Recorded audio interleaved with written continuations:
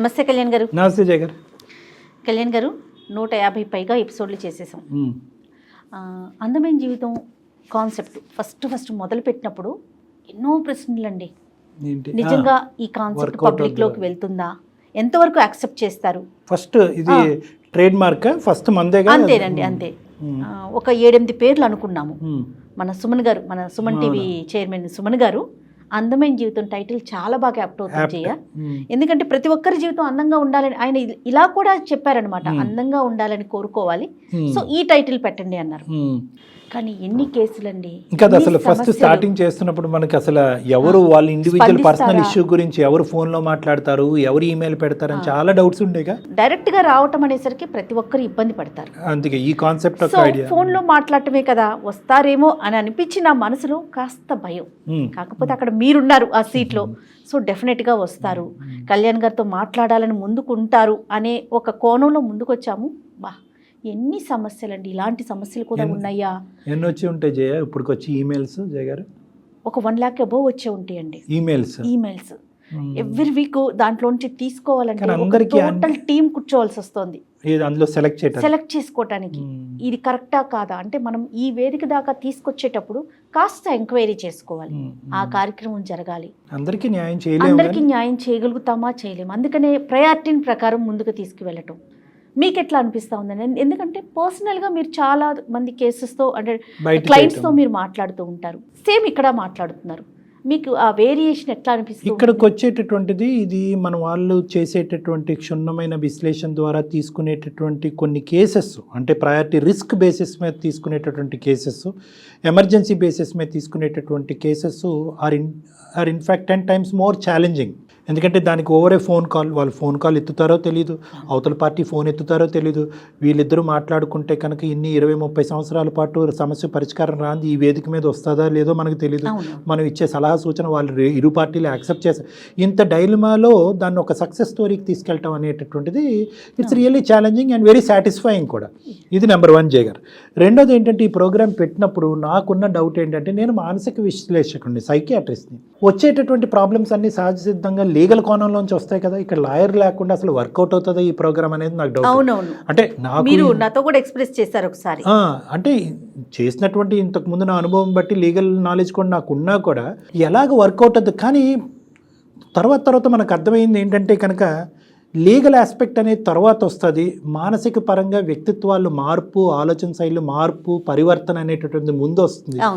ఎప్పుడైతే ఈ పరివర్తన రాదో, ఎప్పుడైతే కనుక వాళ్ళల్లో ఒక జత కుదర్చడం అనేది కష్టమో, అప్పుడే లాస్ట్ రిసార్ట్గా ఖచ్చితంగా లీగల్ ఆస్పెక్ట్కి వస్తుంది అనేటటువంటిది అందమైన జీవితాన్ని వేదిక ప్రూవ్ చేస్తున్నాము 100 సార్. ఎందుకంటే కనుక చాలామంది చాలా చిన్న చితక అంశాలకే కోర్టు వరకు వెళ్ళిపోయి ఒకరి మీద వాదనలు వేసేసుకుని అది నెలలు సంవత్సరాల తరబట్టి నడుస్తూ ఎంతో బేసిక్ అక్కడ ప్రాబ్లం ఏంటంటే, అక్కడ అలా జరగటానికి ప్రశాంతంగా ఉండేటటువంటి కమ్యూనికేషన్ లేకపోవటం, ఇటువంటి వేదిక ఒక మీడియేటర్గా లేకపోవటం. ఆ రెండు మనం ప్రొవైడ్ చేసాం. ఎన్నో సందర్భాల్లో మనం ఫోన్ కాల్ ఎత్తినప్పుడు ఏంటండి వాళ్ళతో మాట్లాడటం ఎందుకు, మాకు అనవసరం అనేటటువంటి వాళ్ళని కూడా ఈరోజు మనం చల్లబరిచి, అది కాదయ్యా ఒక 2 నిమిషాలు ఓపిక పెట్టు, మా సైడ్ తప్పేమన్నా ఉంటే క్షమించు అనేటటువంటి విధంగా మాట కలిపేటప్పటికి 75% మీ జాబ్ అయిపోయినట్టు. అవునండి. ఇంకొక విషయం కళ్యాణ్ గారు, మీకు గుర్తుంటుంది, ప్రతి ఒక్కరు కూడా మనం మాట్లాడేసిన వెంటనే ఓకే అనేయట్లేదు. కొంతమంది మీ సెషన్స్ దాకా తీసుకొస్తున్నారు. అవును మేడం. చాలా వరకు కూడా వాళ్ళు ఇక్కడ సాటిస్ఫై అవ్వకపోతుంటే రండి కళ్యాణ్ గారితో మాట్లాడండి, మీరు టైం ఇచ్చి వాళ్ళతో ఒక నెంబర్ ఆఫ్ సెషన్స్ కూర్చొని మాట్లాడాక ఆ సమస్యకు ఒక పరిష్కారం అవుతుంది. అసలు అంటే తల్లిదండ్రుల సమస్యలు, ప్రేమించుకున్న వాళ్ళ సమస్యలు, పెళ్ళైన వారి సమస్యలు, ఆస్తుల తగాదాలు. 1-2 కేసులు మీకు గుర్తున్నాయో లేదో, ఆ అమ్మాయి అసలు ఫోనే అందుబాటులో లేదు, ఆ అమ్మాయి ఫోనే అందుబాటులో లేదు, బంధించబడింది, పోలీసులకి చేయడానికి లేదు, ఎవరికి చేయడానికి లేదు అనేటప్పటికి మన టీము ఆగమేఘాల మీద ఇప్పుడు అక్కడికి వెళ్ళి వాళ్ళని రక్షించినటువంటి ఎమర్జెన్సీ కేసెస్ కూడా చాలా డీల్ చేసాం. సూసైడ్ చేసుకోబోతున్నాను నెక్స్ట్ మినిట్ అనేటటువంటి అమ్మాయిలు అబ్బాయిల చేత సూసైడ్లు పోస్ట్పోన్ చేయించాము. అవునండి, అది విరమించుకునేటట్టు చేసాం. వస్తున్న రెస్పాన్స్ని బట్టి చూస్తుంటే బాధ్యత మరింత పెరుగుతోంది.